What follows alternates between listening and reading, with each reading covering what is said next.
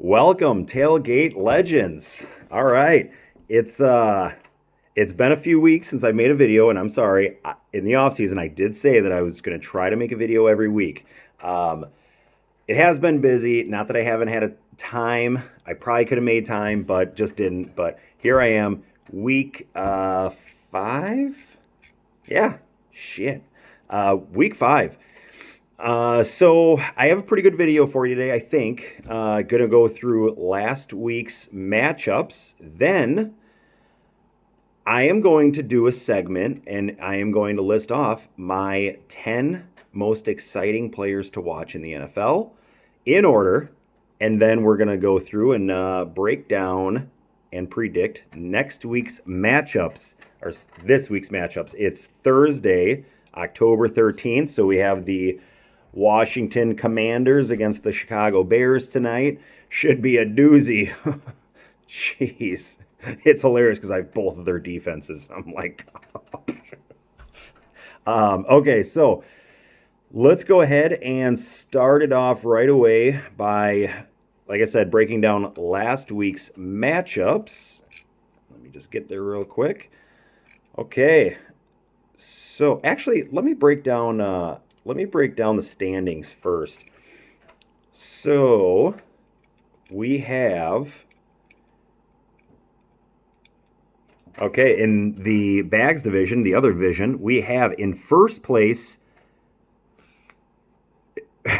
well, what I should say, we have a 5-way tie at 3-2. 5 out of the 6 teams are 3-2, and then there's one that's 0-5. Evan, sure, you suck.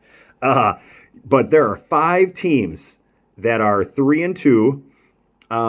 Everybody is fairly close in points, kind of. I don't know, Sam's down there, but you know how they have the meme with the 3-headed dragon or the 4-headed dragon, and 3 of them are like badass looking, and the other one's like, that's Landon's team. Because right now he's 3-2, and he's actually in third place with the tiebreakers, but he only has 500 points for.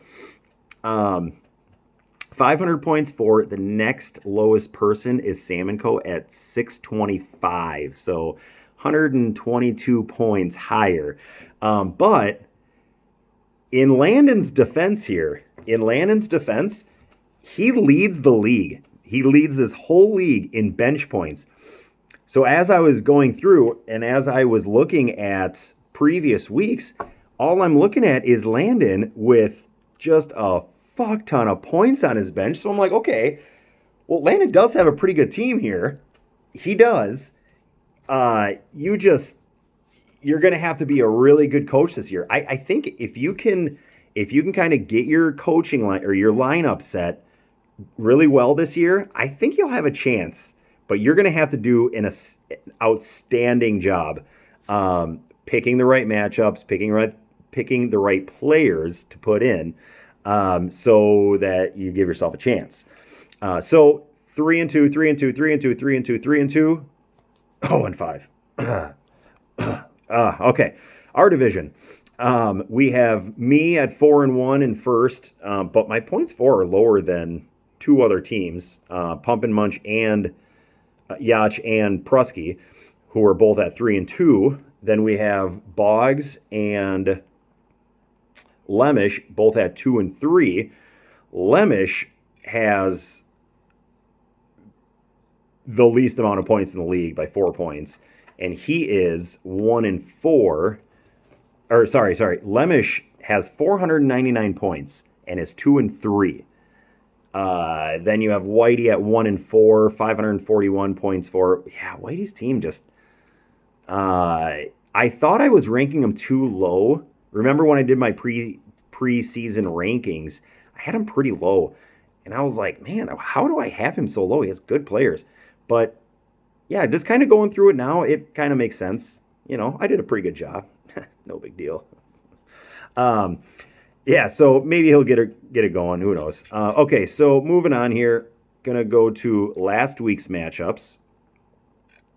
I know some of you don't really want to relive this, but okay. So first we have Herb Your Enthusiasm against Landon, Cheeseheads with Attitude. So Burns against Landon. Um, Burns just wiped the floor with them 170 to 91. Landon, your whole team really didn't do a whole lot. Even your bench didn't do a whole lot. And then you have Burns, whose starting lineup went nuts. Patrick Mahomes with 40, McCaffrey with 21, Ramondre with 27, Cooper Kupp with 23, Cowboys defense with 23, and then even his bench, he had Tyler Lockett with 28 on his bench, Gabe Davis with 36 on his bench. God damn. So Burns wiped the floor with Landon. Next, we have Sam & Co. against Shearer, the two name teams. Sam against Evan Shearer. Real original. Sam & Co. walked away with the win, but only by 12 points, 116 to 104. Sam & Co. got 40 out of Austin Eckler and only put up 116.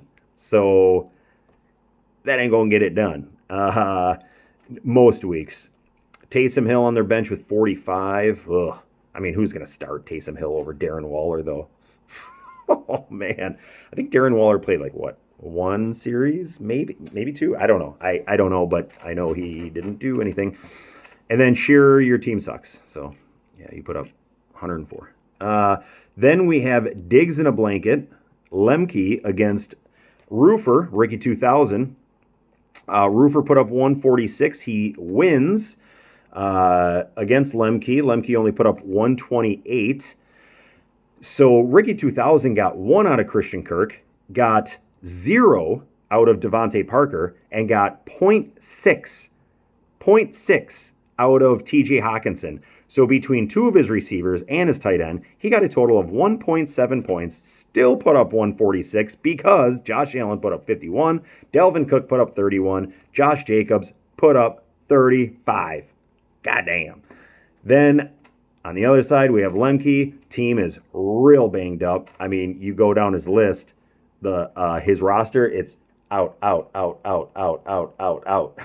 So, he's not starting his best lineup.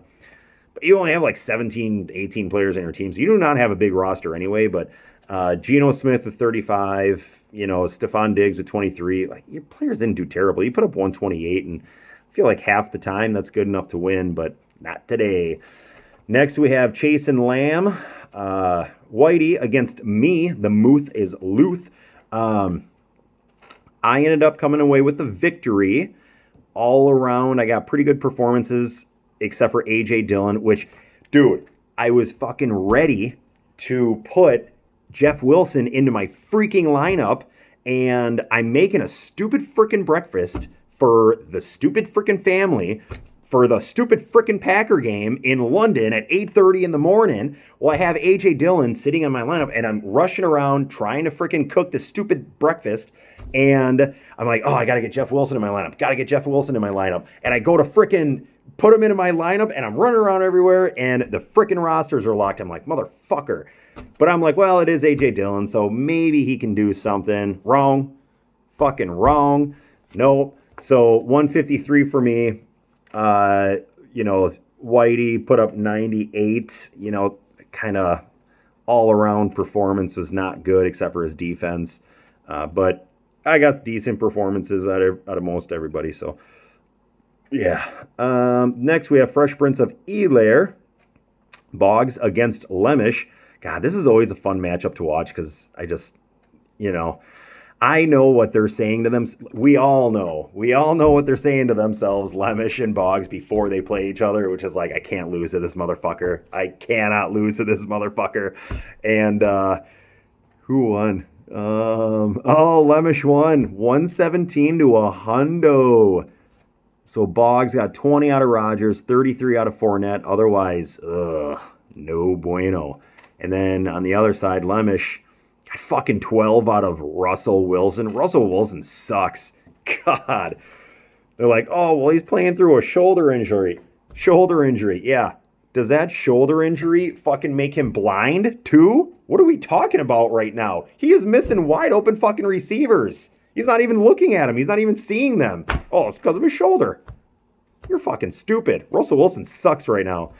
But anyway, Elvin Kamara got him 27. Tony Pollard got him 19. And his defense, which that was the difference here, got him 28. Fucking Patriots defense, baby. Just alive. Yeah. Next, we got Pump and Munch against Shit the Bed Fred. Yacht against Prusky.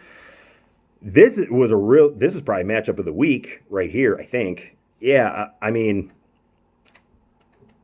they Pump and Munch had to win to tie Prusky in the standings. He gets 4 touchdowns out of Travis Kelce, but Pump and Munch, high score of the week, Jalen Hurts 35, Nick Chubb 33, David Montgomery 18, Amari Cooper 19, McLaurin 10, DK Metcalf 16, Travis Kelce 31. And then even on the other side, Prusky put up 140. You know, Burrow got him 21, 23 out of Saquon, 31 out of Devontae, 19 out of Mike Williams, 15 out of Dallas Goedert. Like, that's a good week. Most weeks, Prusky is winning. Yach's team looks really good. Yach beat me last week, beats Prusky this week. These are really big games for Yach to be winning right now. And my team is kind of not doing so great. I got Javonte Williams out for the year. Jonathan Taylor was out last week, and he's not looking great right now, last couple weeks, but see if he can get going. But, yeah, huge win for Yach. So, nice job so far. Next, give me 1 second. Here we go. Okay, now moving on. I am going to do my 10 most exciting players to watch in order from 10 to 1. And this doesn't mean that I think you're the best player. That's not what this is. This means that when I turn on that freaking TV and you're in prime time or your just game is on, like I want to watch you. I want to watch you play. You're a fun player to watch. Like Tom Brady, I'm just telling you right now, Tom Brady is not on this list because I don't think he's an exciting player to watch. I think he's a really good player, like a super good player, but it's like, yeah, I mean, he's making all the right reads and shit like that. I'll tell you another person not on this list, Justin Jefferson. Justin Jefferson is one of the best receivers in the league. He's not on this list because he doesn't make a ton of like super flashy plays. He does make some, and he's a great receiver, but he's just not super exciting. You know what I mean? Not that he's not exciting. He's just not one of the top 10 most exciting. So here we go. In order from 10 to 1. Number 10. My number 10 most exciting player to watch, Kyler Murray. I got Kyler Murray in here, and I don't think anybody would really debate me on that. I mean, Kyler Murray is a really fun player to watch. The only thing that kind of sucks is he doesn't run as much as I would like to. And in the first half of most games, he doesn't do a whole lot. So, like, every single week with my matchup, I have Kyler Murray. I expect 0 points from Kyler Murray in the first half of every game. Then the Cardinals are down 21-3 or 28-7. And all of a sudden, Kyler Murray's got to work some magic in the third and mostly fourth quarter. And all of a sudden, going into the fourth quarter, he's got 5 points. Leaving the fourth quarter, he's got 37 points. That's how Kyler Murray works. And he's an exciting fucking player to watch. He can run. He can throw. He's little as fuck. He's squirrely as shit. Super fun to watch, right? Like, just super fun player to watch. So that's my number 10 most exciting player. My number 9 most exciting player in the NFL to watch, Derrick Henry. I do have Derrick Henry on the list. Obviously, he was hurt last year. He got hurt, but he hasn't really been hurt his whole career, and he's off to a really good start this year. Derrick Henry is just, because he's so big, like, it's so fun to watch him play, not just because he's on my fantasy team, and yes, I do know I started back-to-back with 2 of my fantasy players, but this is a legitimate list. Derrick Henry fucking plowing, watching people try to tackle Derrick Henry is so fun to watch. Derrick Henry stiff-arming people and running through people and outrunning people is super fun to watch. Like, it's just super fun to watch. It's very exciting. Yeah, so I love watching Derrick Henry play. Okay, next, number 8, I have Deebo Samuel. Yes, I have Deebo Samuel on this list because Deebo Samuel is an exciting fucking player to watch. I love watching Deebo Samuel play. You know why? Because even though his quarterback isn't that great, they put the ball in his hands constantly, and every time he touches that ball, he can house it no matter what. I don't care if he's surrounded by 7 fucking guys. Deebo Samuel can break tackles, he can run, he can catch, he can throw. He is so good, so exciting to watch. I love watching Deebo Samuel play. The only shitty part about that is Brandon Ayuk is on my fantasy team. So every time they throw it to Deebo, I'm like, bro, Brandon Ayuk is wide open. Even though I know throwing it to Deebo Samuel is never the wrong move. Never the wrong move. I love watching Deebo Samuel play. So that's Deebo at number 8. Next, number 7, Saquon Barkley. Yes, I got Saquon Barkley back in here because he has been very exciting whenever he's played. And yes, I know he's been playing through injuries.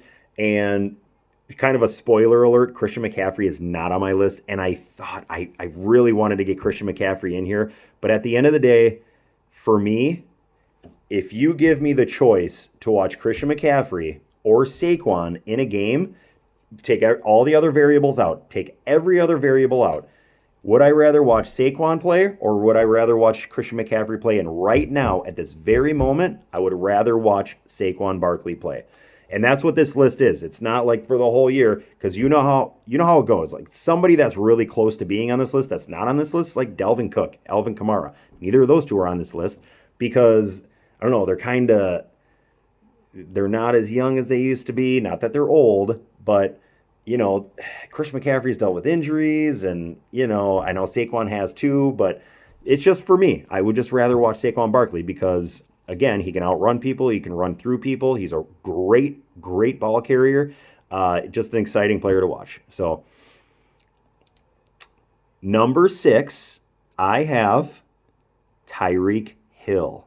Yes, Tyreek Hill. Even with Tua as his quarterback, obviously he would have been higher if he was still on the Chiefs, but he's on the Dolphins. He's still a super exciting player to watch because he can outrun anybody at any time. He can actually run through people too. He can break tackles like a motherfucker. Everybody knows how exciting Tyreek Hill is to watch. Nobody's going to dispute me having Tyreek Hill on this list. When I turn on the Dolphins, I watch the Red Zone channel a lot. If the Dolphins are on prime time, or even if they flip Red Zone to the Dolphins, I'm always looking for Tyreek Hill. Like Tyreek Hill's got to do something here because he's so fucking cool. Okay, so Tyreek Hill, number 6. So here we go. Top 5.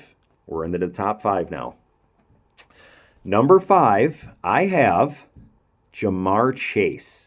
Now, I almost knocked him down a little bit because he's not had the greatest start to this year. But it doesn't matter because at the end of the day, when I turn on the Bengals, I'm not looking for Joe Burrow. I have to watch Joe Burrow to watch Jamar Chase. I get that. But I'm really looking for Jamar Chase. Every time he touches the ball, it's like, is he going to house this? Like, he could be just doing a fucking 5-yard out route. And I'd be like, oh, is he going to house this? Every time he fucking touches the ball. I ask myself that every time he touches the ball. Is he going to house this? And especially when he's playing against me. I'm like, oh, don't house this. Don't house this.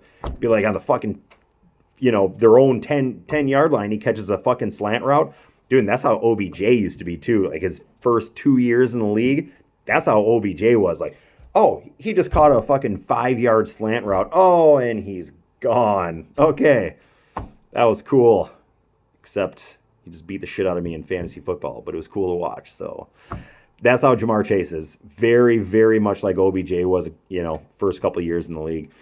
Okay. So that's Jamar Chase. And that's the difference between Jamar Chase and Justin Jefferson. Justin Jefferson, to me, is a much more consistent receiver, and I love Justin Jefferson. Fantasy football-wise, I would rather have Justin Jefferson. But when we're talking about just the most exciting players to watch in the NFL, I'm taking Jamar Chase. He's the more exciting player. So, all right, Jamar Chase, number 5. Number 4, I have Jonathan Taylor. Now, I know he hasn't had a great last few games, and he was hurt last week. So he had 2 bad games in a row, and it's 2 bad games in a row. So everybody's like, oh my God, what the fuck? And when I say everybody, I mean me. But yeah, so Jonathan Taylor obviously can house it at any time. Just put the ball in his hand. Like that's the difference between some players and other players is Jonathan Taylor can house it at any point. Derrick Henry can house it at any point. Saquon Barkley can house it at any point. You know who can't? You know who can't house it at any point? Najee Harris. Like Najee Harris cannot house it at any point. You're on the 50-yard line. You're on you're on the other 40. You're the other 30. He's not busting a 30-yard run for a touchdown. Najee Harris just isn't doing that. God, yeah, I love watching Najee Harris run the ball 20 times, 2.5 yards a clip. Yeah, that's really cool. There's so many running backs. They're not making the house calls like JT and Derrick Henry and Saquon. You know what I mean? It's just not happening. Dude, even like Joe Mixon, for some reason, Joe Mixon just isn't that guy that's housing it whenever he wants. Well, not whenever he wants, but just at any given time. Like, that's not even, it's just not so many players. So I got Jonathan Taylor, number 4, making house calls. His time's coming, don't worry. Number three, I have Patrick Mahomes. And Patrick Mahomes kind of pisses me off. Like, I kind of don't like watching him, but he's such a good fucking player. Like, every time they're down, like even last week, they're down by 17 points. Literally said to myself, Chiefs are going to win this game. The Chiefs are going to win. First of all, because I knew all those fucking makeup calls for that roughing the passer were coming. I knew they were coming. I'm like, it's the Raiders. It's Patrick Mahomes. Their Chiefs are winning. At halftime, I'm like, Chiefs are winning. So Patrick Mahomes, obviously, he can break not any tackle, but he can elude sacks. He can make any throw that he wants to.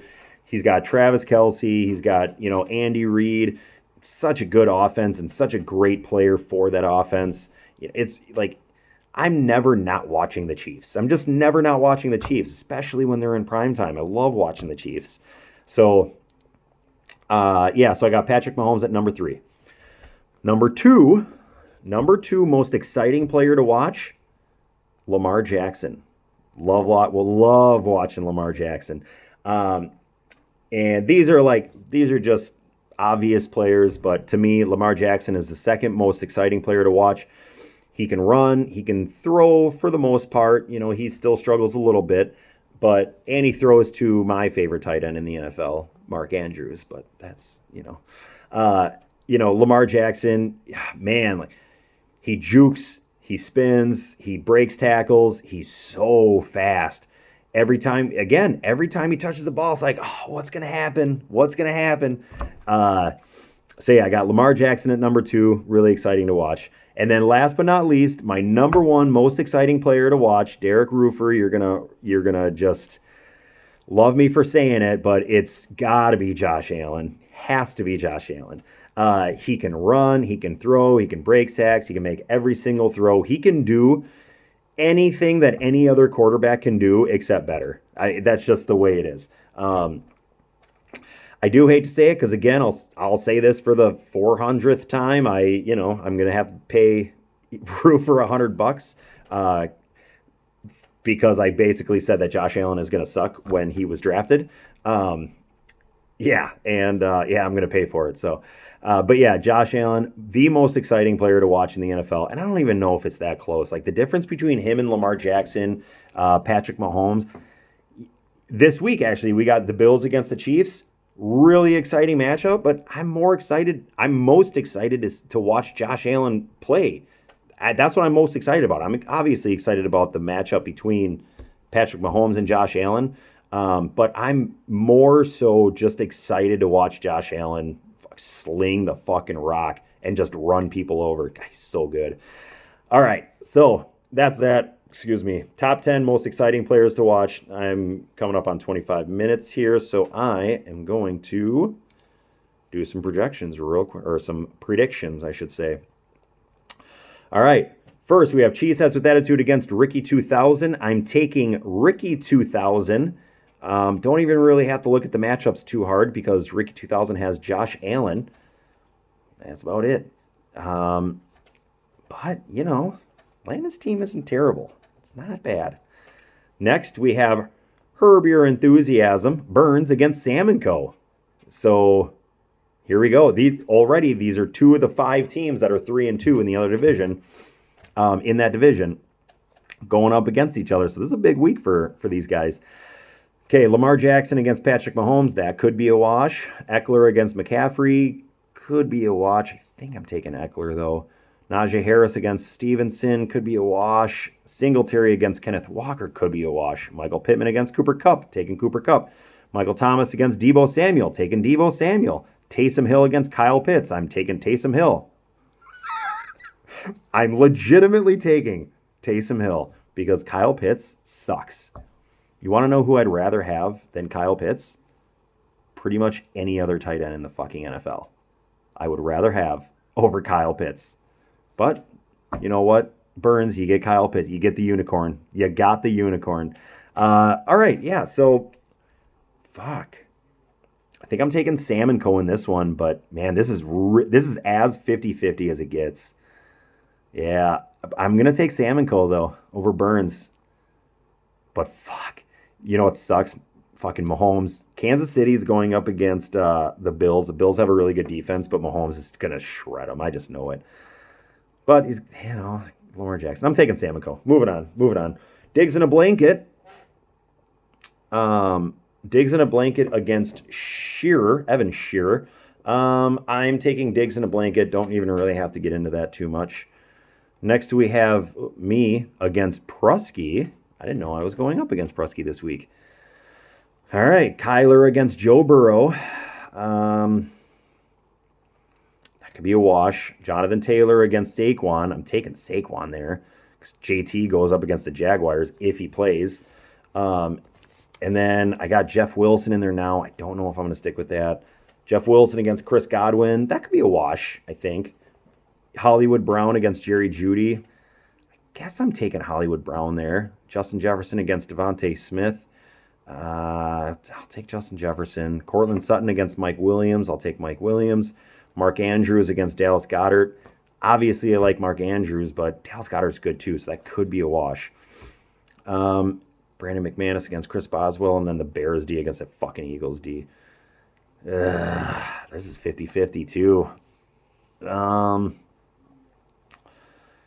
I think I'm going to take Prusky in this one. Yeah. God, that Jeff Wilson. I don't like the Jeff Wilson thing. I think the Cardinals have a tough matchup against the Seahawks. I don't know. I'm gonna take Prusky. I would have Derrick Henry, but Derrick Henry's got his fucking bye week. Okay, next we have Fresh Prince of Bel-Air against Chase and Lamb. So Boggs against Whitey. Rodgers against Stafford could be a wash. I think Rodgers is going to blow up this week, though, after what happened against the Giants. We'll see. Leonard Fournette against Cam Akers, taking Leonard Fournette. Breece Hall against Zeke. I'm taking Breece Hall because Ezekiel Elliott fucking sucks. I have him in our Woodchucks league, and he's fucking useless. He's useless. He's a useless fantasy player. Like, if I were Whitey, you can't start Ezekiel Elliott, ever.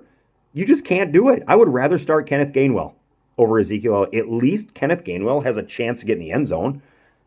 Lord knows Ezekiel Elliott doesn't. Sorry. Then Brian Robinson against Joe Mixon. I'm taking Joe Mixon. Brian Robinson, high ceiling, low floor, though. We'll see. Jamar Chase against A.J. Brown. I'm taking A.J. Brown. Adam Thielen against CeeDee Lamb.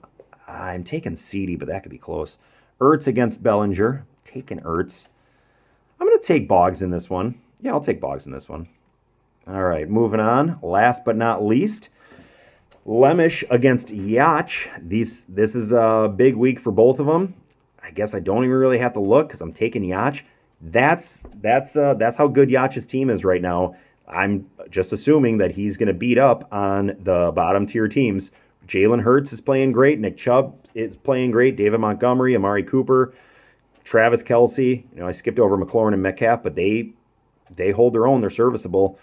Yeah, I mean, Yash got a really good squad. So that's it. That's all I got for this video. Hope you guys enjoyed it, and good luck this week.